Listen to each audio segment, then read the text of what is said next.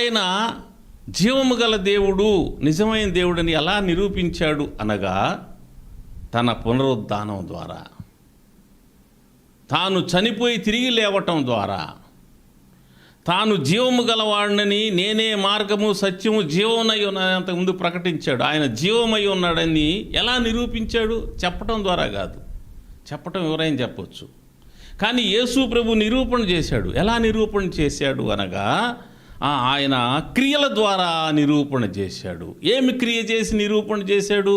అనేక అద్భుతాలు చేశారు. అద్భుతాలు అందరు చేశారు. స్వస్థతలు చేశాడు. స్వస్థతలు కూడా అందరూ చేశారు. ఇంకా అనేక మంచి మాటలు చెప్పాడు. మంచి మాటలు కూడా అందరూ చెప్పారు. కానీ వాళ్ళకి ఆయనకి తేడా ఎక్కడంటే పునరుద్ధానం దగ్గర. యేసుక్రీస్తు ప్రభువుకి మిగిలిన వారికి మధ్య తేడా ఎక్కడ తీసుకొని వచ్చాడంటే ఆయన, ఆ ప్రత్యేకత ఎక్కడ తీసుకొచ్చాడు అంటే ఆయన మృతుల్లోంచి పునరుద్ధానం, చనిపోయి తిరిగి లేవటం ద్వారా ఆయన ప్రత్యేకతను రుజువు చేశాడు.